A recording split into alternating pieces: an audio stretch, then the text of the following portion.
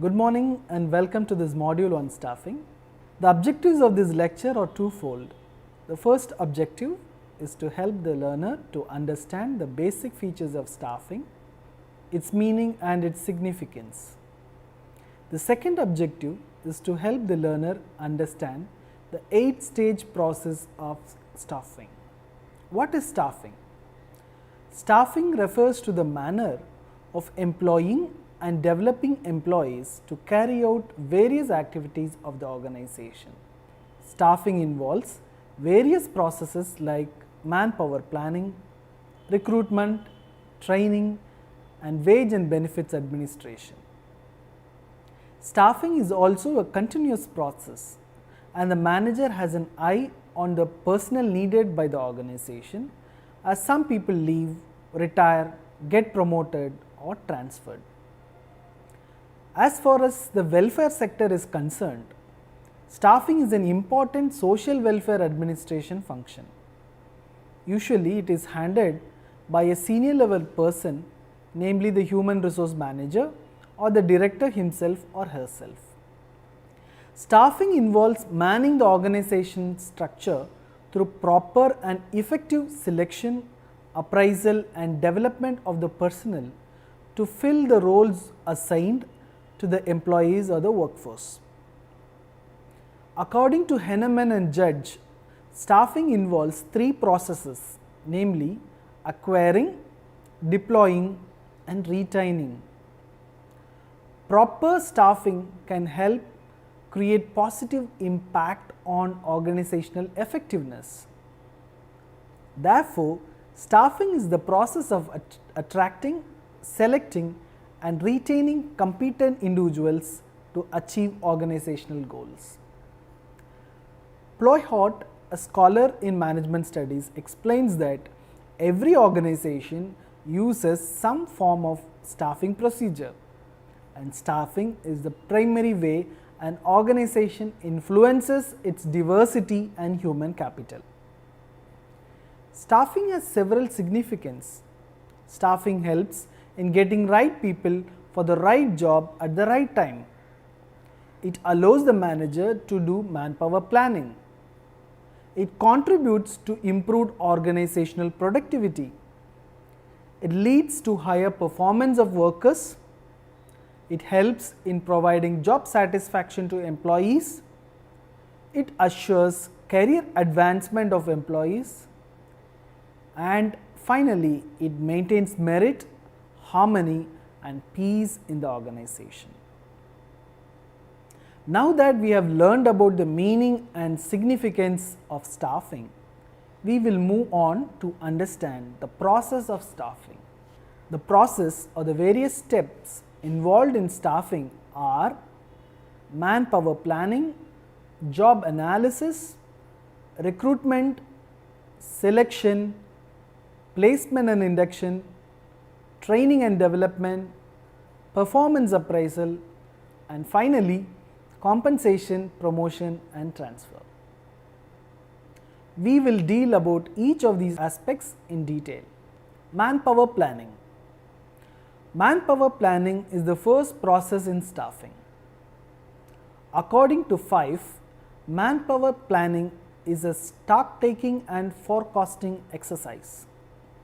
It is a diagnostic tool for the managers to make adjustments to meet organizational goals.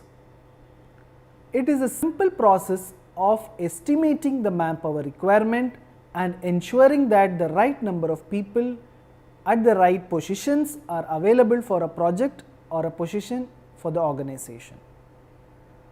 To begin with, manpower planning team does the forecast of the manpower needs for the activities currently in vogue in the organization. In doing so, the present and future manpower requirements are ascertained and anticipated so that the quality output can be achieved.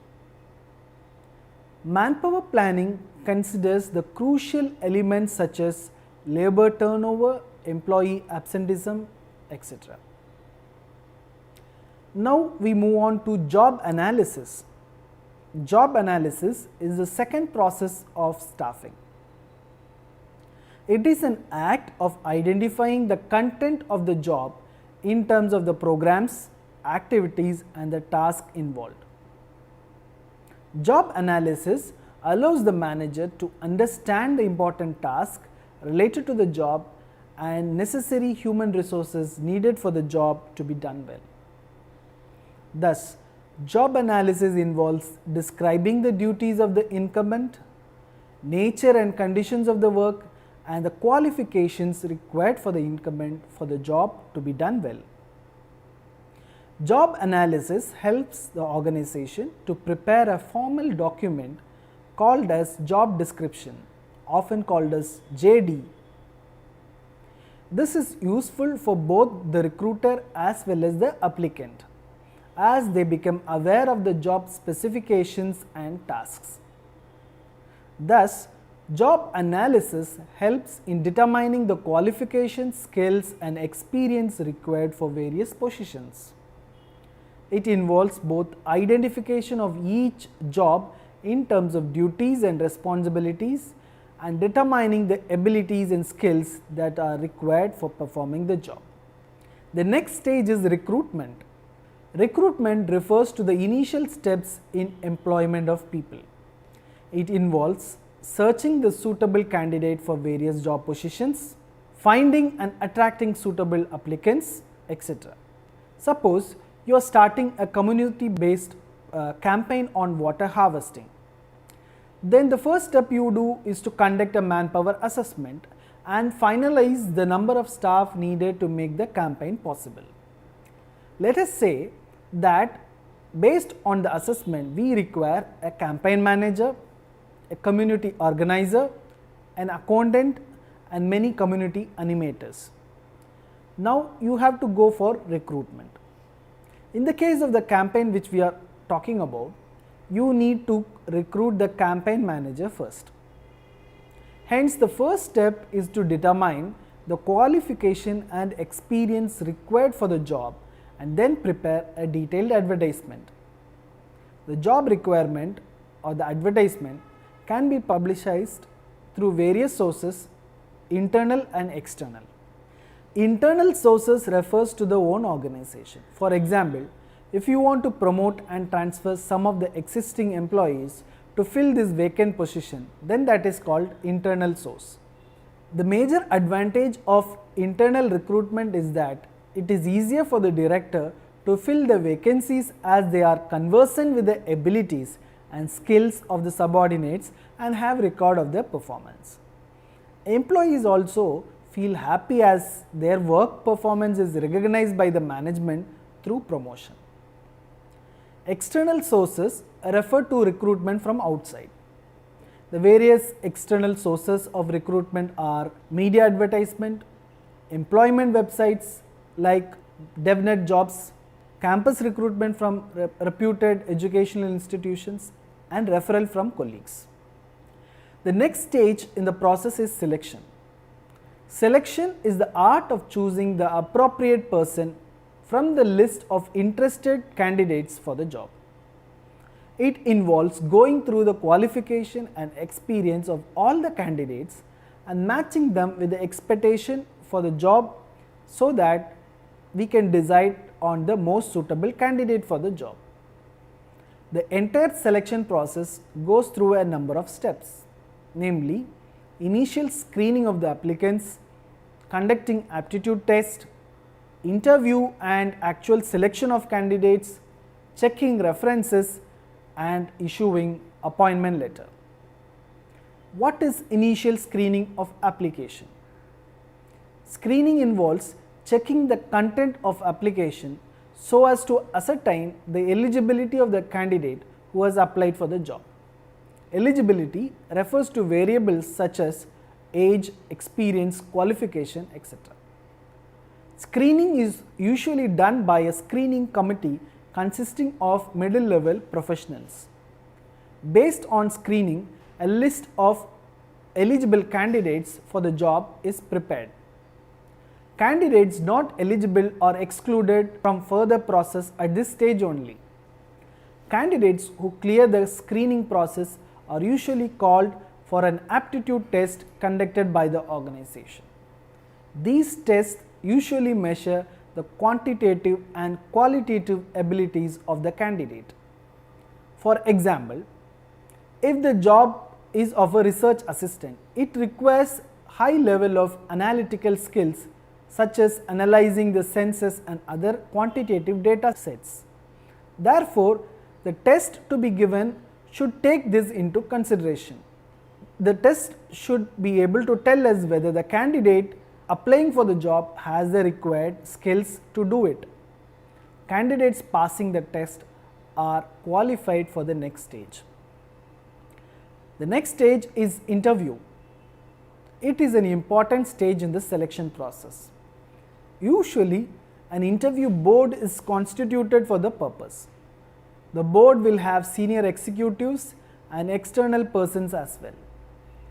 The board makes overall assessment of the candidate's suitability of the job through a face-to-face interview.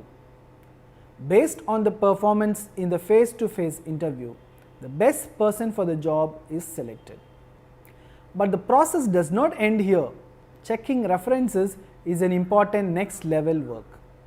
Though appropriate candidates are selected in the previous phase itself, the appointment will be held pending till the references are verified.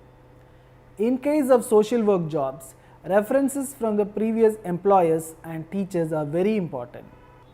A medical examination is also conducted for selected candidates in most formal organizations such as government agencies or CSR departments.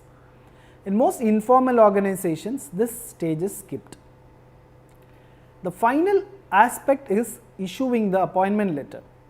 The selected candidates are finally offered to join the organization through a formal appointment letter sent through post and email. The letter contains tasks, annual pay and other benefits and conditions. A relocation time of minimum 10 days to maximum 90 days is given to the selected candidates to join the organization. Once this entire selection phase is over, then the new staff are led to a process called placement and induction. As discussed earlier, the selected candidates in the given time has to join the organization. If the candidate joins within the time limit, then he is set to enter the placement phase.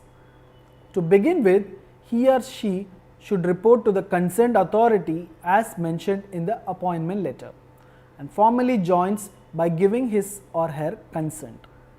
Sometimes a bond is also executed for a period of 2 or 3 years.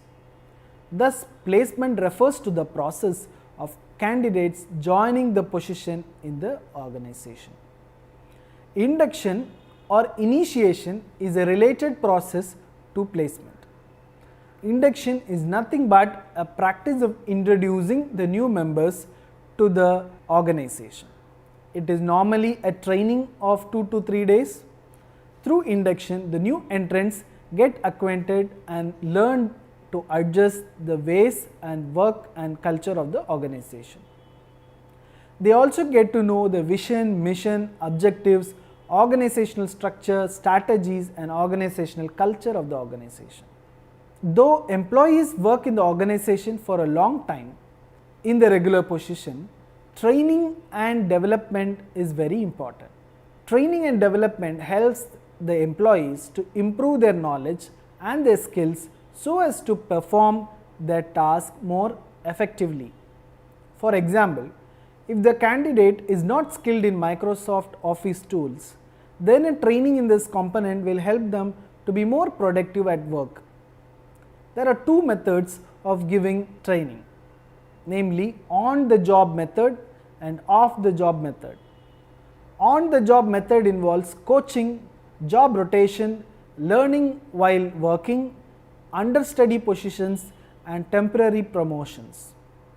Off the job methods include demonstrations, conferences, case discussion and external training.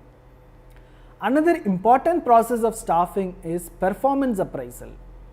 Performance appraisal is about monitoring and evaluating the performance of employees based on certain indicators.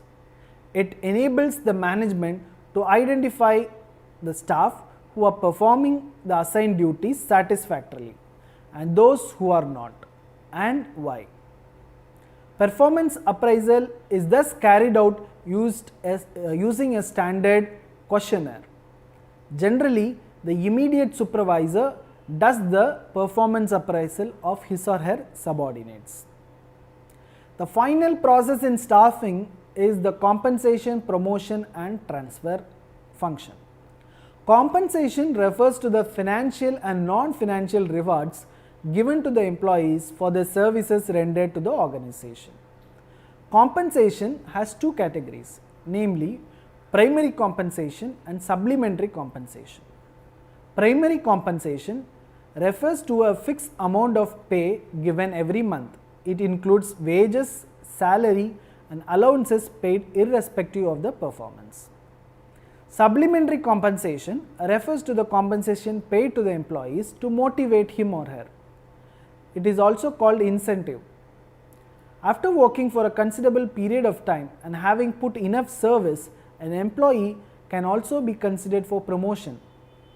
Suppose a person joins a college as a lecturer and completes 10 to 15 years of service, he or she is eligible to promotion.